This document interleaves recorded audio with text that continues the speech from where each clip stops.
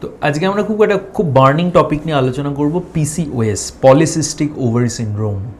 তো আজকাল আমরা যেটা দেখতে পাই সেটা হচ্ছে ইয়াং মেয়েদের ক্ষেত্রে ভীষণভাবেই পলিসিস্টিক ওভারি ডিজিজ একটা খুব প্রবণতা আমরা দেখতে পাচ্ছি, কি ওভারিতে সিস্ট হয়ে যাচ্ছে।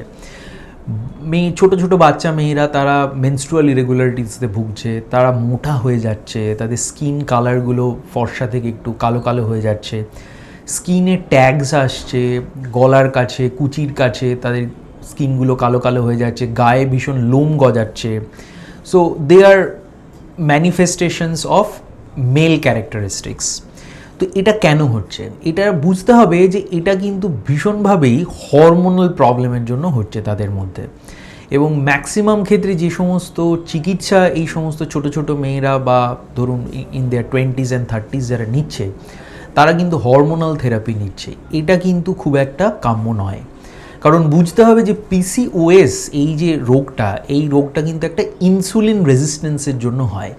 যে কারণে ডায়াবেটিস হয়, যে কারণে কোলেস্টেরল বাড়ে, যে কারণে মেটাবলিক সিনড্রোমস হয়, পিসিওএস একদম সেই কারণেই হয়।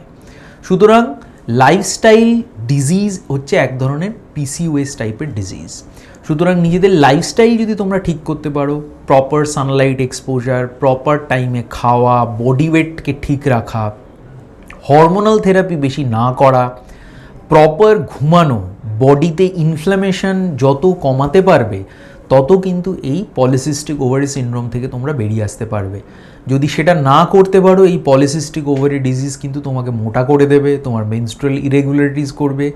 এর থেকে ইভেন আমরা দেখতে পাই যে ইনফার্টিলিটি পর্যন্ত হচ্ছে, যে বাচ্চা আসছে না, সেটাও আমরা দেখতে পাচ্ছি মেয়েদের ক্ষেত্রে।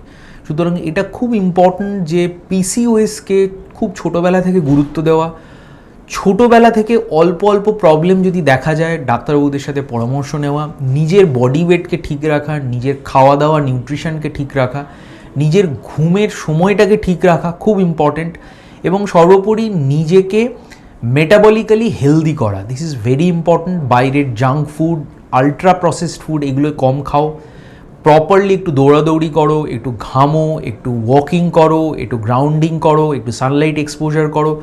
ঘরের মধ্যে যত বসে থাকবে, যত মোবাইল দেখবে, যত স্ক্রিন টাইম বেশি হবে, তত কিন্তু ব্লু লাইট টক্সিসিটি এবং নন নেটিভ ইএমএফের এফেক্টে এই ধরনের ইনসুলিন রেজিস্ট্যান্স বেশি ডেভেলপ করবে, এবং বাচ্চা মেয়েরা কিন্তু পিসিওএসে ভুগবে বা পিসিওডিতে ভুগবে। এটা আমাদের কিন্তু খুব ভালোভাবে মনে রাখতে হবে।